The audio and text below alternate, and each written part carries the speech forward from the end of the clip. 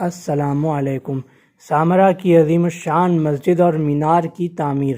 یہ واقعہ تاریخ طبری، دا اسلامک آرکیٹیکچر اور the construction of the great mosque of Samarra نامی کتب میں مفصلاً مذکور ہے۔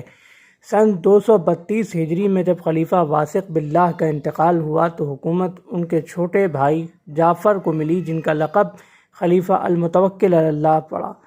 جب خلیفہ المتوکل علی اللہ تخت نشین ہوئے تو ان کے نمایاں ان کے دور کے اہم ترین کارناموں میں ایک کارنامہ تو مہنہ کا خاتمہ یعنی عقیدہ خلق قرآن کا خاتمہ تھا، جس پر میں پہلے بھی ویڈیو بنا چکا ہوں۔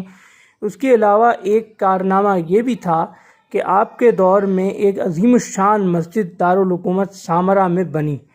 اس مسجد کی ایک خاص بات یہ تھی کہ اس کا جو مینار تھا وہ گھومتا تھا، اور اپنے گھومتے ہوئے مینار کی وجہ سے یہ مسجد انتہائی شہرت کی حامل تھی۔ اس کے علاوہ ایک اہم ترین کارنامہ آپ کے دور میں محدثین کی حوصلہ افزائی اور حدیث کی اشاعت تھی۔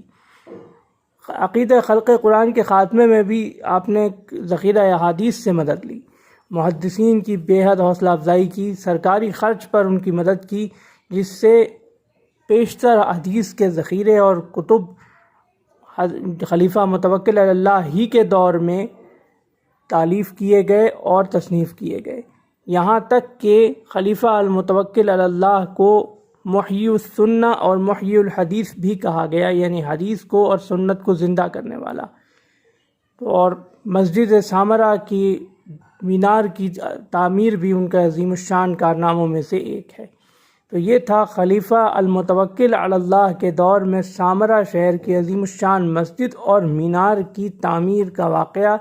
انشاءاللہ اگلی ویڈیو میں ہم ان کے صاحبزادے اور جانشین خلیفہ المنتصر باللہ کے دور کے کسی واقعے کے ساتھ حاضر خدمت ہوں گے۔ اللہ حافظ۔